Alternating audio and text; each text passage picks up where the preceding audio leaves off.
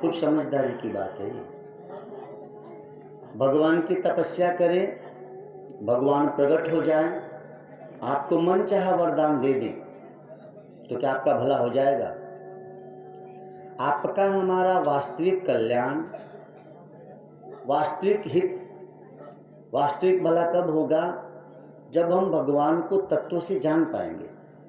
नहीं तो देखें आप, रावण जी ने तपस्या की, प्रकट किया भगवान को, वो मन चाहा वरदान मांगा, तो क्या रावण जी का भला हो गया? दर्शन तो किया था भगवान का। हिरण्याकश्यप जी ने तपस्या की, भगवान प्रकट हुए, मन चाहा वरदान मिल गया, हिरण्याकश्यप का क्या भला हो गया? उनका कोई नाम रखता है अपने बच्चों का? दर्शन तो किया था। कंस जी ने भी दर्शन किया था भगवान का, दुशासन ने भी किया था, दुर्योधन ने भी किया, लेकिन कंस, दुशासन, दुर्योधन, शकुनी कृष्ण की बाहरी शरीर का दर्शन किए, उनको समझ न सके। जैसे कोई मंदिर जाए और मूर्ति का दर्शन करे, लेकिन इस मूर्ति का अर्थ क्या है, भगवान का मतलब कहीं न समझ सके, तो लाभ क्या? इसीलिए मंदिर बनाए गए कि मंदिरों के बाहर कभी कोई ज्ञानी आए, कथा करे और बताए आपको कि वास्तव में भगवान का अर्थ क्या है। भगवान के अक्सर आपने देखे होंगे 4 भुजाएं होती हैं मूर्तियों में, तो 4 क्यों होती है?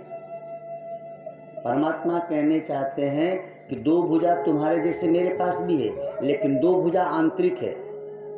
देखो 4 बातें होनी चाहिए, धर्म, अर्थ, काम और मोक्ष। ये 4 पुरुषार्थ ही 4 भुजा है। हम लोग 2 पाते हैं, 2 छोड़ देते हैं।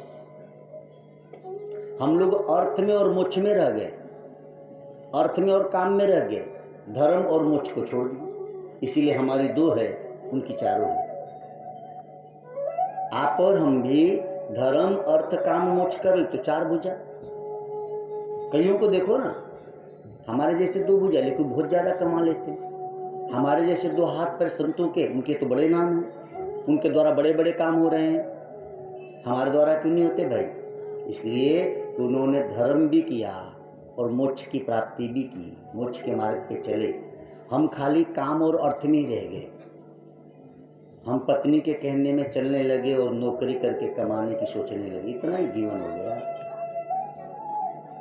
तो धर्म, अर्थ, काम और मोक्ष, ये 4 हाथ, ये 4 पुरुषार्थ बिना सद्गुरु के सुमिरन के, बिना सद्गुरु के दर्शन के और बिना सद्गुरु के वचन के ये बात समझ में नहीं आती। नहीं तो सोचें आप, परीक्षित को गर्भ में ही भगवान कृष्ण के दर्शन हुए थे। परीक्षित साधारण व्यक्ति नहीं है, परीक्षित अभिमन्यु के पुत्र हैं, अर्जुन उनके दादा हैं, ऐसे कुल में उनका जन्म हुआ। धर्मराज युधिष्ठिर जिन्होंने परीक्षित का नामकरण करवाया था, ऐसे परीक्षित को जब सर्प का श्राप मिला तो परीक्षित किसी तीर्थ में दौड़ कर गए, किसी मंदिर पर गए, परीक्षित सुखदेव जी की शरण गए। तो परीक्षित किसी मंदिर में जाके बैठ जाते ध्यान करने? नहीं, जब तक हयाती में कोई संत न मिल जाए तब तक उस अनंत का ज्ञान नहीं होगा।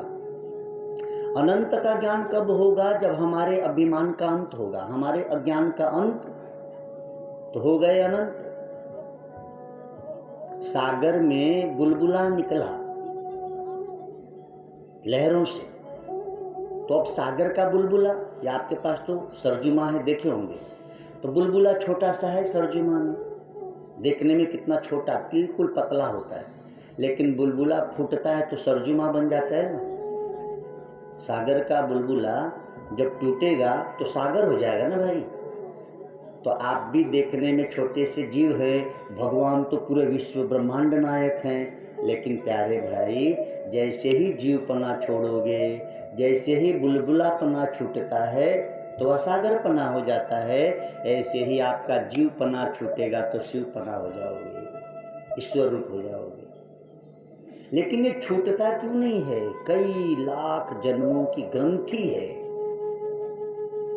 इसलिए नहीं छूटता। कुछ लोगों का स्वभाव, बात कड़वी है, कृपा करके क्षमा करेंगे, थोड़े वचन कड़वे हैं। शास्त्र कहते हैं कुछ लोगों का स्वभाव कुत्ते जैसा होता है। जैसे कुत्ते को रोटी खिलाओ तो पूंछ उठा के हिलाएगा, और डंडा दिखा दो तो पूंछ दबा के आऊं करेगा। हम लोग के भी हाल है।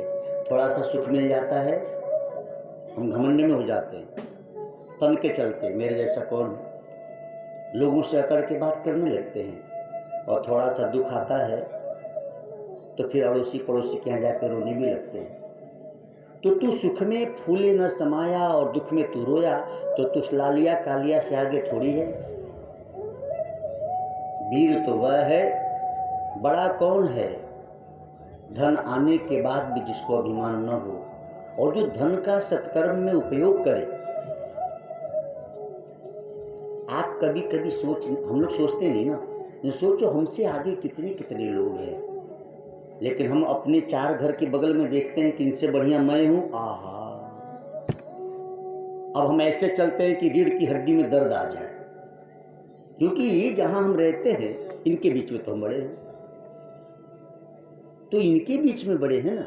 सुनी सिकंदर दारा की कृत, सुनी बीरबल की सुंदर मति, अकबर से सुल्तान जगत में 2 दिन के मेहमान, मत कर तू अभिमान जगत में 2 दिन के मेहमान। ऐसे कटु वचन, ऐसे प्रिय वचन गुरु के द्वारा ही तो मिलते हैं। तो ये भगवती ज्ञान सदगुरु के द्वारा मिलते हैं। बड़े भागी वो लोग हैं जिनके जीवन में सदगुरु हैं, और सदगुरु तो बहुत मिलते हैं। बड़े भागी वो है जो गुरुओं की चरणों में श्रद्धा को बनाए रखते हैं। बड़े भागी वो है जो संत को पहचान पाते हैं। विवेकानंद कहते थे ज्ञानी को पहचानने के लिए ज्ञानी बनना होगा। विवेकानंद रो रो के कहते थे कि हे परमात्मा, एक और विवेकानंद बनाया होता तो मुझे जान पाता। हम बाहर की दृष्टि से ना, हम उनको ज्ञान की दृष्टि से देखें कि उनके अंतरंग में कैसा आनंद है, उनकी अंतरात्मा में कैसे भाव हैं हमारे प्रति, उनका कैसा निर्मल और पावन स्वभाव है हमारे प्रति। हम तो बस अपने अहम के चश्मा से ही संत महापुरुषों को भी देखते हैं, अपने अहंकार के चश्मा से ही ज्ञानियों का भी दर्शन करते हैं। आए हैं गांव में